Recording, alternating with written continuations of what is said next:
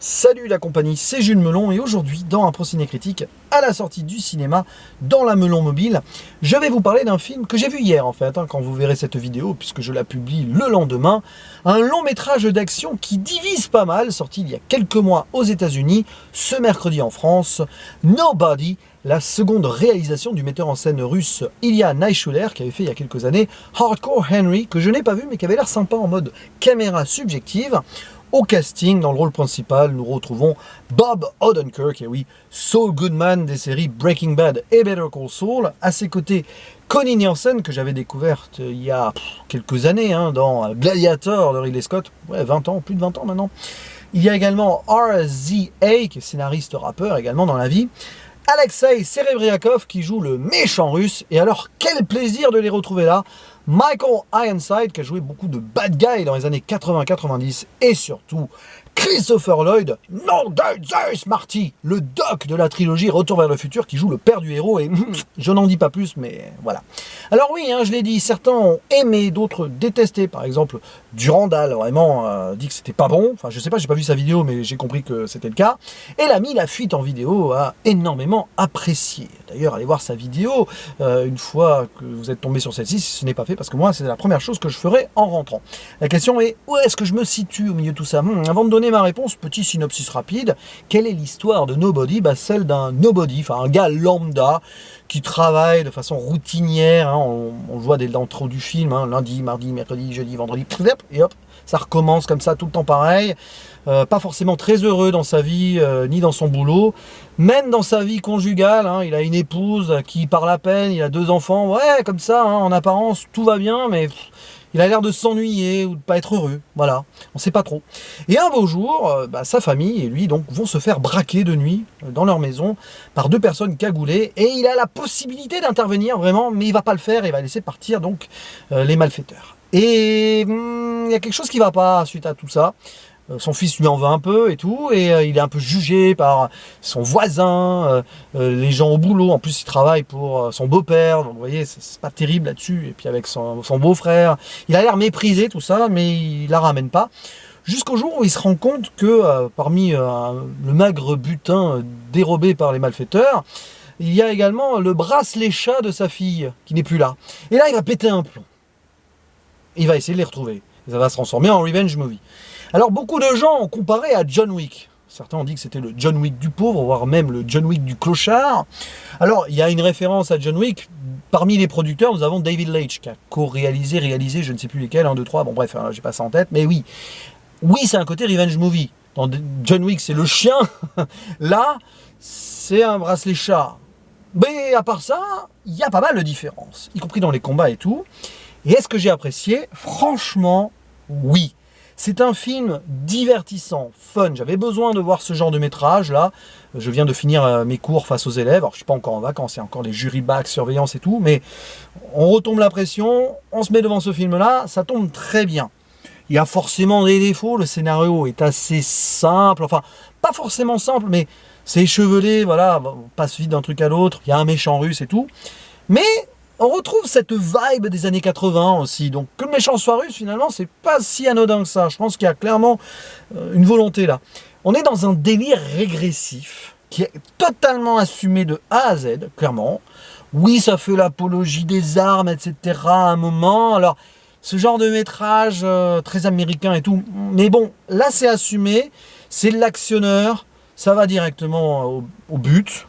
Voilà, donc pour le coup, ça passe. Ça se voit pas forcément en cherchant des analyses politiques derrière. Il n'y en a pas spécialement, si ce n'est est-ce que la vie routinière qu'on peut avoir, est-ce qu'au final, on ne se fait pas une façade de ce qu'on est vraiment, tout ça, machin. Donc, oui, mais à part ça, n'allez pas chercher des analyses profondes et tout à droite, à gauche. C'est un délire, ce film, qui a quand même un côté dramatique sérieux, mais qu'est-ce qu'on s'amuse aussi. Et alors, la transformation, la mutation même donc du personnage principal, Hutch Mansell, est assez incroyable, assez brillamment amené d'ailleurs par rapport à ce qui va se passer, j'en dis pas plus dans le film. Peu à peu, on découvre vraiment ce qu'il veut vraiment, etc. Oui, vengeance, mais pas que, il y a quelque chose, quand même, on sent très vite. Dès la scène d'intro, d'ailleurs, puisque c'est un film qui fonctionne avec ce principe du je te montre l'une des dernières scènes au début, puis après, on voit un petit peu comment il en est arrivé là. avec un chat, une boîte de thon, bon, oui, hein, oui. Peut-être pour ça aussi qu'on a voulu vraiment comparer à John Wick. Bon, allez, hein, pas grave. Je pense que le film a été un peu vendu comme ça aussi. Mais franchement, voilà. Et puis la mise en scène est efficace. C'est pas du grand cinéma, mais les scènes d'action sont filmées de façon nerveuse, un peu caméra épaule, très proche et tout, on y croit.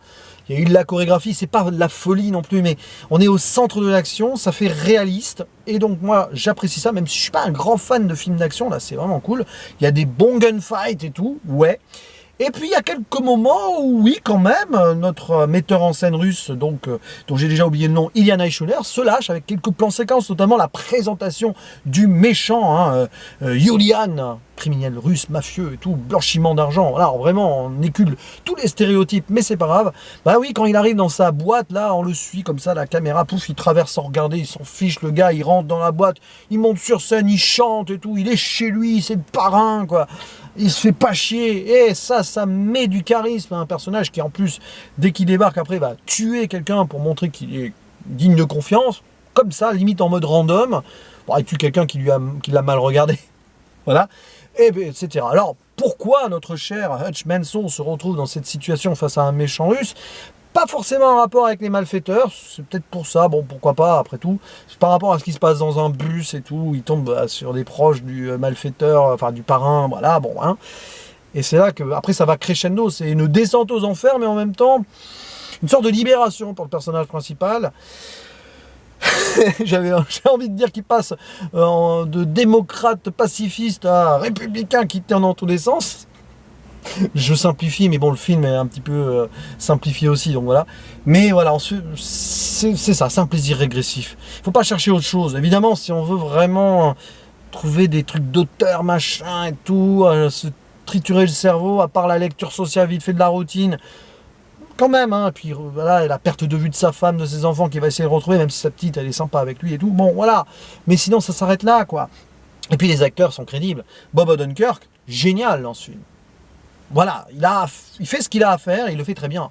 Après, tout ce qu'il y a autour, le russe, ça cabotine un peu, mais il joue ce parrain mafieux russe habituel, quoi, voilà, et tout. Puis Christopher Lloyd, ah là là, je suis content vraiment de le voir là, parce qu'on le voit plus beaucoup. La dernière fois que je l'avais vu, alors, l'une des dernières fois, c'était dans un épisode de Fringe. Il n'avait pas l'air en forme et tout. J'avais vu aussi, vous avez fait des revivals avec Michael J. Fox, là pour les, enfin, je sais plus, il y a quelques années là pour quand on se retrouvait vraiment à l'époque de Retour vers le futur 2, il n'avait pas l'air bien. Et bien là, je l'ai trouvé en forme hein, pour son âge. Ça fait plaisir. Voilà, j'en dis pas plus, mais vers la fin.